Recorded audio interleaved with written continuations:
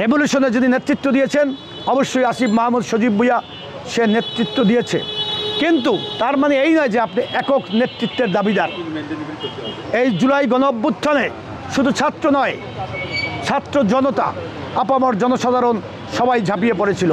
কিন্তু আমরা কি দেখতে পাচ্ছি, আপনারা এই অভ্যুত্থানকে এক ধরনের, যেরকম শেখ হাসিনা ভোট রিগিং করেছে, আপনারা এই অভ্যুত্থানের সফলতাও রিগিং করে, হাইজ্যাকিং করে নিজেদেরকে মহামানব এবং জুলাই গণঅভ্যুত্থানের মহানায়ক সাজতে চাচ্ছেন। আসলে আমরা রাজনৈতিক শক্তিসমূহ, টোটাল পলিটিক্যাল অর্গানাইজেশন, রাজনৈতিক দল এক্সেপ্ট আওয়ামী লীগ, সমস্ত রাজনৈতিক দলের ভূমিকা ছিল।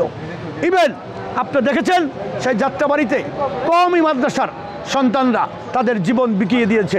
ওয়ালটন আবারও মিলিনিয়ার অফারে ওয়ালটন ফ্রিজ কিনে আপনিও হয়ে যেতে পারেন মিলিয়নিয়ার। মিলিনিয়ার ছড়াছড়ি দেশ জুড়ে, এটা শুধু ওয়ালটনই পারে। জীবন বিলিয়ে দিয়েছে এই গণ অভ্যুত্থানের সফলতার জন্য।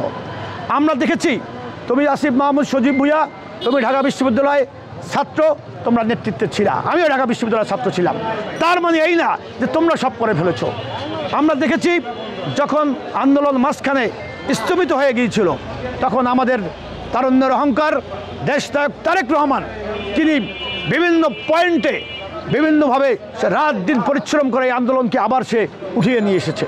তার মানে এই না, আমরা বলবো না যে তারেক রহমানই একক দাবিদার। অর্থাৎ এই জুলাই গণ অভ্যুত্থানে তোমরা যেরকম দাবিদার, ওই মাদ্রাসার একটি নিরীহ এতিম মাদ্রাসার ছেলে সেও দাবিদার। কিন্তু তোমরা কি কারণে আজকে এর মধ্যে কোনো ইনার ইন্টারপ্রেশন আছে? আমি মনে করি সেই ৭১-এর পরাজিত এখন বলতে আর দিলে নেই, তারাও আমাদের গণ অভ্যুত্থানে অবশ্যই ভূমিকা রেখেছিল, জামাত শিবির।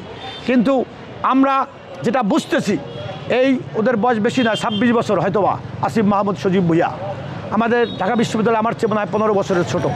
কিন্তু এই ওদেরকেও মগজ নষ্ট করে দিয়েছে এই ৭১-এর পরাজিত শক্তি।